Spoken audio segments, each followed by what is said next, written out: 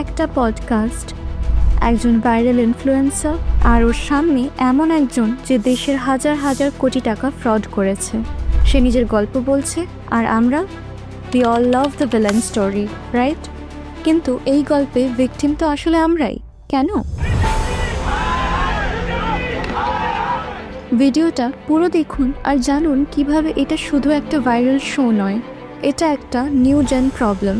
একজন বিজনেসম্যান যিনি ভারতের মানুষের 9,000 কোটির বেশি টাকা ফ্রড করেছেন, তিনি রিসেন্টলি দেখা দিলেন এক সোশ্যাল মিডিয়া ইনফ্লুয়েন্সারের পডকাস্টে। সামনে বসে কফি খাচ্ছেন, হেসে হেসে নিজের গল্প বলছেন, আর শেষে সেই ইনফ্লুয়েন্সারের চোখ ছলছল করছে, যেন সামনে কোনো ভিকটিম বসে আছেন, নাকি যে মানুষটা কোটি কোটি টাকা ফ্রড করে দেশের বাইরে পালিয়ে গেছেন। হ্যাঁ, আমি বলছি রাজ সামানের পডকাস্টে বিজয় মালিয়ার সাক্ষাৎকারের কথা। ইনফ্লুয়েন্সার পডকাস্ট কি ধীরে ধীরে কালপ্রিটদের হোয়াইট ওয়াশ করার প্ল্যাটফর্ম হয়ে উঠছে?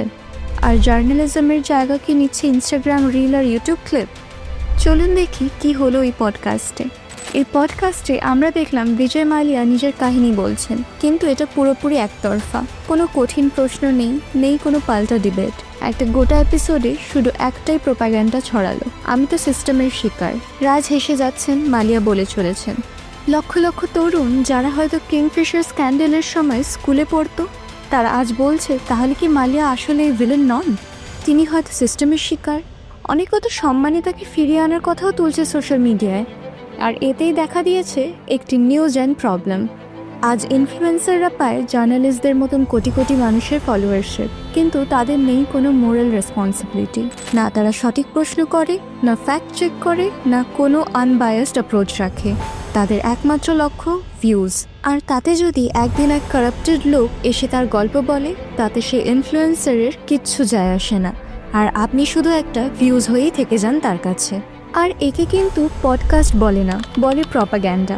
আমরা এটাকে প্রপাগ্যান্ডা বলছি কারণ যেগুলো আসল প্রশ্ন, যেমন কিংফিশারের কর্মীরা কেন মাসের পর মাস বেতন পাননি, দেশের টাকা তিনি কেন এভাবে ফ্রড করলেন, এসবে শুধুই একটা সরি বলেছে বিজয় মালিয়া। একটা সরি। এতে কিভাবে এত মানুষের স্বার্থে ফরজারির অপরাধ মেনে নেওয়া যায়? এখন ইনস্টাগ্রামে স্ক্রোল করে দেখুন কি বলছে মানুষ। এটা এসবিআইয়ের দোষ ছিল, মালিয়ার নয়। সিস্টেমই তাকে ঠকিয়েছে। এই হলো বিপদ।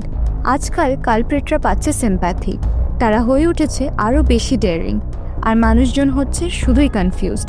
জার্নালিজম শেখায় প্রশ্ন করো, কিন্তু ইনফ্লুয়েন্সাররা ভাবে শুধুই ভাইরাল করো।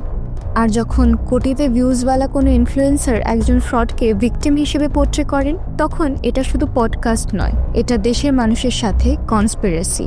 এটা শুধু বিজয় মাল্যর কাহিনী নয়, এটা সেই প্রজন্মের গল্প যারা এখন গল্প শোনে ইনস্টাগ্রামে।